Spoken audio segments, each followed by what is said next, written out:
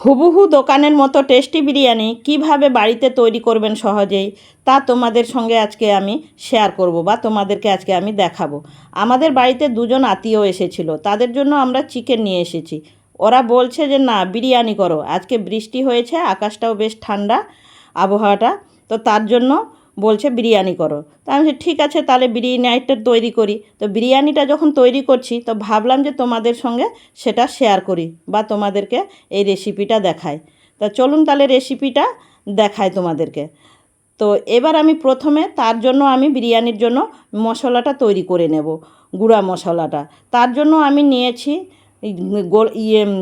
ধনে নিয়েছি, গোটা ধনে আমি নিয়েছি 1.5 চামচ, আর সাজিরে নিয়েছি 1 চামচ, দুটো কাবাব চিনি নিয়েছি, আর সামরিচ বা সাদা গোলমরিচ নিয়েছি 1/2 চামচ বা 7-8টা নিয়েছি, আর গোলমরিচ নিয়েছি 1 চামচ, আর দুটো তেজপাতা নিয়েছি, আর দারচিনি নিয়েছি 3 টুকরো, লবঙ্গ 7-8টা, আর ছোটো এলাচ নিয়েছি 6-7টা, আর একটা বড় এলাচ, আর নিয়েছি জয়িত্রী, আর একটা গোটা জায়ফলের 4 ভাগের 1 ভাগ। এটা এবার আমি সমস্তটা কড়াইয়ে ভালো করে ভেজে নিচ্ছি। এবার কড়াইয়ে দিয়ে ভালো করে নেড়ে চেড়ে ভেজে নিলাম। ভেজে নিয়ে আমি এবার এটা ঠান্ডা করে নিচ্ছি, নামিয়ে আমি ঠান্ডা করে নিয়েছি। ঠান্ডা হয়ে গেছে, এটা এবার আমি শিলনোড়ায় বেটে নিচ্ছি। বেটে নিয়ে আমি পাউডার করে নিচ্ছি, বেশ মিহি করে বেটে নিলাম। বেটে নিয়ে আমি পাউডার করে এক সাইড রেখে দিলাম। এবার আমি কাঁচা পাকা লঙ্কাও বেটে নিলাম, মাংসতে দেব যে পরিমাণ লাগবে সেই পরিমাণ আমি বেটে নিলাম, বেটে রেখে নিয়েছি। আর আদা আর রসুনটা একসঙ্গেই বেটে নিলাম, বেটে রেখে নিলাম। আর এদিকে এবার আমি মাংসটাকে ম্যারিনেট করব। তার জন্য আগে থেকে মাংসটা আমি ধুয়ে পরিষ্কার করে রেখেছি। এবার মাংসটাকে ম্যারিনেট করার জন্য তার মধ্যে আমি কিছুটা পাতিলেবুর রস দিলাম, আর সামান্য লবণ দিলাম, আর ওই যে লঙ্কা বাটাটা দিয়েছি, আর দিলাম আদা রসুন পেস্টটা দিয়ে ভালো করে মেখে নিয়ে আমি 20-25 মিনিটের জন্য রেখে দিলাম। আর এবার চালটাও বিরিয়ানি করার জন্য যে চালটা নিয়েছি সেই চালটাও ভালো করে ধুয়ে আমি জল দিয়ে 40 মিনিটের মতো রেখে দিলাম। এবার আমি আলুটা ভাজার জন্য এই কড়াই আমি বসিয়ে দিয়েছি গ্যাসের মধ্যে। আলুটাকে আমি ভালো করে কেটে নিয়ে ধুয়ে রেখেছিলাম, তার মধ্যে সামান্য ফুড কালার আর লবণ দিয়ে ভালো করে মেখে নিয়ে ভেজে নিচ্ছি। কড়াইয়ে সাদা তেল দিয়েছি, সাদা তেলটা বেশ গরম হয়ে গেছে, একটু বেশি করেই দিয়েছি যাতে ওই তেলেই আমি বেরেস্তাটা করব বিরিয়ানির জন্য, তাই আমি বেশি করেই একটু তেলটা দিয়েছি। ওই তেলের মধ্যে আমি আলুটা ভেজে নিচ্ছি। আলুটা 7-8 মিনিট ধরে বেশ ভেজে নেব লাল লাল করে। যদি তোমাদের বিরিয়ানির এই রেসিপিটা ভালো লাগে তাহলে চ্যানেলটা অবশ্যই সাবস্ক্রাইবার করে দেবে, আর কমেন্ট করে জানাবে যে বিরিয়ানিটা কেমন হয়েছে। আর ভিডিওটা যদি তোমাদের ভালো লাগে তা অবশ্যই একটা লাইক করে দেবে আর বন্ধুদের সঙ্গে শেয়ার করবে। আলুটা আমার লাল লাল ভাজা হয়ে গেছে, 50-60% আমি ভেজে নিয়েছি। আমি এবার তুলে রাখলাম। ওই তেলের মধ্যে এবার আমি আগে থেকে যে মানে বিরিয়ানির তো মেন উপকরণ হচ্ছে বেরেস্তা, আমি আগে থেকে পেঁয়াজটা কুচি করে কেটে রেখেছিলাম, ওইটা আমি এবার দিয়ে দিলাম। এবার আমি কিছু সময় ধরে পেঁয়াজটা ভেজে নিচ্ছি। এবার পেঁয়াজটা বেশ লাল লাল হয়ে ভাজা হয়ে গেছে। এবার মানে লাল লাল করে ভেজে নিচ্ছি, ব্রাউন হয়ে গেছে। এবার আমি বেরেস্তাটা তুলে নিচ্ছি। এবার ওই তেলের মধ্যেই আমি এবার মাংসটা রান্না করে নিব। মাংস রান্নার জন্য আমি ফোড়ন দিয়ে দিচ্ছি, মানে সাজিরে সামান্য, আর দুটো ছোটো এলাচ, আর লবঙ্গ 2-3টা, আর দিচ্ছি দারচিনি, দিয়ে ভালো করে নেড়ে চেড়ে নিয়ে কিছু সময় তারপরে আমি মাংসর জন্য দিয়ে দিলাম পেঁয়াজটা দিয়ে কিছুক্ষণ আমি ভেজে নিচ্ছি। কিছুক্ষণ ভাজার পরে যে পেঁয়াজটা একটু গলা গলা হয়ে আসে ওই সময় আমি দিয়ে দিলাম আদা রসুন পেস্টটা দিয়ে নিয়ে ভালো করে আমি ভেজে নিচ্ছি। যেই কিছু সময় ভাজা হওয়ার পরেই আমি ওর মধ্যে দিয়ে দিলাম সেই জিরে গুঁড়ো, আর দিচ্ছি লঙ্কা গুঁড়ো, আর সামান্য কাশ্মীরি লঙ্কার গুঁড়োও দিয়েছি, আর দিলাম হলুদ গুঁড়ো। দিয়ে ভালো করে আমি মশলাগুলো কষে নিচ্ছি। মশলাটা যখন কষা হয়ে গেছে ওর মধ্যে এবার আমি দিয়ে দিচ্ছি ম্যাগনেট করা মাংসটা দিয়ে ভালো করে এবার আমি কষে নিচ্ছি। কিছুক্ষণ কষার পরে বা ভালো করে হাই হিটেই আগে ভেজে নিয়েছি, ভেজে মিডিয়াম হিট করে নিয়ে মাংসটা কষছি।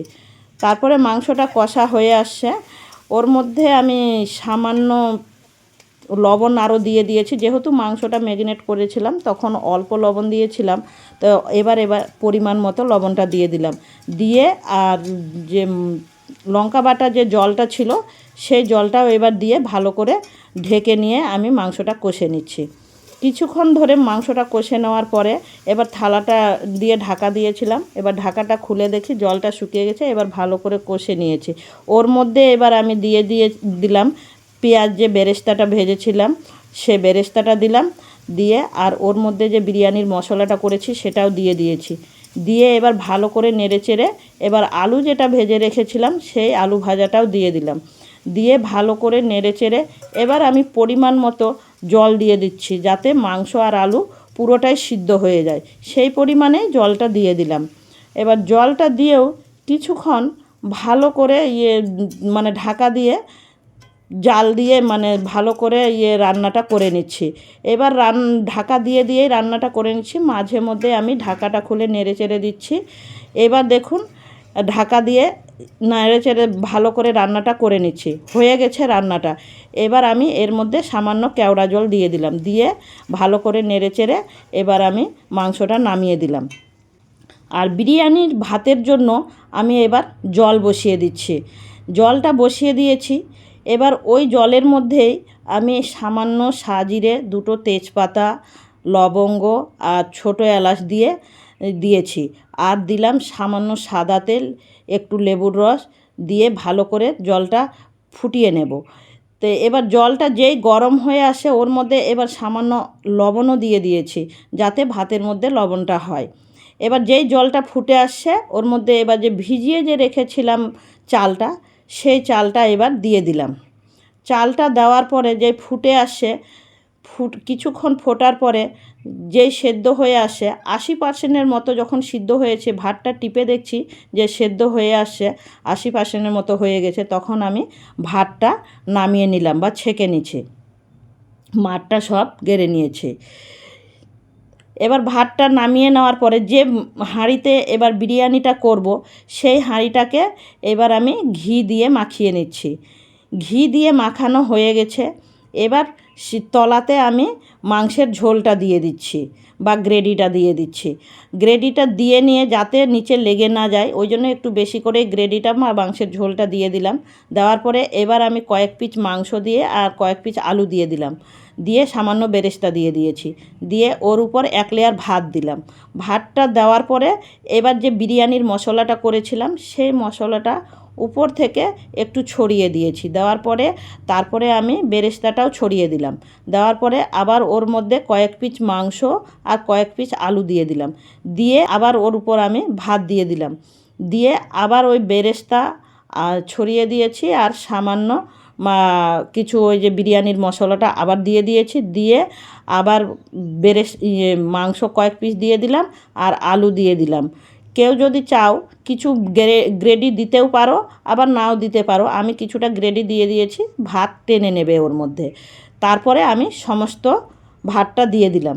সমস্ত ভাতটা দেওয়ার পরে আবার আমি সামান্য বিরিয়ানির মশলা আর যা বেরেস্তা ছিল সেগুলো সব দিয়ে দিলাম, দিয়ে আর এবার আমি দুধটা যে গরম করে হালকা ঠান্ডা করে রেখেছিলাম ওর মধ্যে এবার আমি এই ফুড কালারটা সামান্য মিশিয়ে দিলাম, দিয়ে এবার এই ভাতের মধ্যে দিয়ে দিলাম, দিয়ে আর এবার আমি এর মধ্যে সামান্য ঘিটাও দিয়ে দিলাম, আর ওপর থেকে দিয়ে দিলাম একটু কেওড়া জল, আর সামান্য দিয়ে দিলাম 2-3 ফোঁটা মিঠা আতর দিয়ে এবার দমে দেওয়ার জন্য আমি ঢাকনাটা ভালো করে বন্ধ করে দেব। তার জন্য আমি আটা মেখে নিয়ে ভালো করে গোল করে দিয়ে আর ঢাকনাটা দিয়ে ভালো করে চেপে দিলাম, যাতে কোনো দিক দিয়ে হাওয়া বাতাস না বের হতে পারে।